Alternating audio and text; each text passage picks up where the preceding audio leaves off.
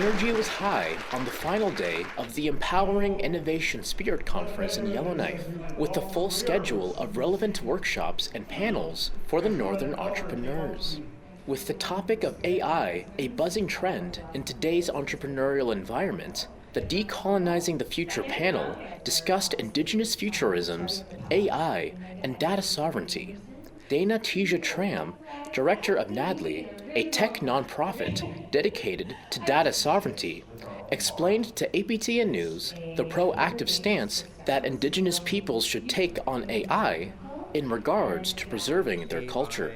Artificial intelligence is an emerging intelligence. It didn't ask to be created. It didn't ask to be made unsustainable. Think of it like a child. And if this little white baby, if we look at its parents in Silicon Valley, they have nothing good planned for this little child. As Indigenous peoples, we need to adopt this little white baby and raise it in our ways so that it can learn how to empower communities, how to empower the land. If AI does not contribute to that, then it is not worth a future worth subscribing to. Nila Oma is from Sweden and one of the many international guests at the conference. He belongs to the Sami people, an indigenous group originating from northeastern Europe, and he is a master traditional Sami craftsman. He spoke on the Strengthening Cultural Ties and Arctic Trade Relations panel, discussing the need for northern indigenous peoples around the world to work together towards the future.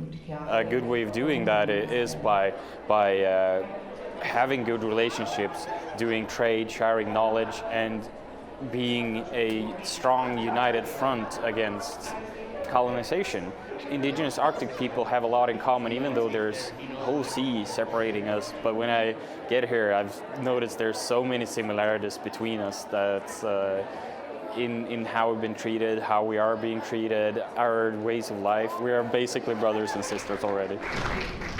Tammy Snook, former program manager for Entreprenorth, who now runs her own consulting business, and Katie Johnson, Entreprenorth's director of programming, were instrumental in the conference's planning stage and overall success. It's been probably close to 4 months with our team just planning and creating the space for entrepreneurs from across the North.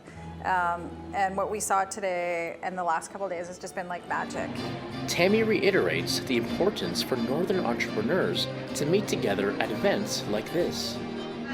From my perspective, as someone who has been working with entrepreneurs for her entire professional career, and specifically in the North with Indigenous entrepreneurs, there's enough siloing and loneliness in the North and in entrepreneurship itself, because most of us are solo entrepreneurs.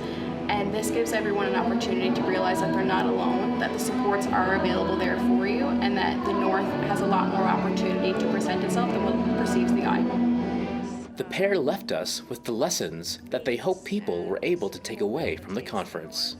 Empowerment, inspiration, everything about the theme of the conference was about empowering and innovation in the spirit. And so we set the intention when we first started planning this conference that we wanted to do all three things, and we are walking away just feeling good that we set the goal and we were able to empower Indigenous entrepreneurs to build sustainable businesses and across the North. So we're really pleased with how it all turned out. I think we've made our mark. I think Entreprenorth, this is our pin. Yeah, the stamp. The stamp. Bruce de la Cruz, APTN National News, Yellowknife.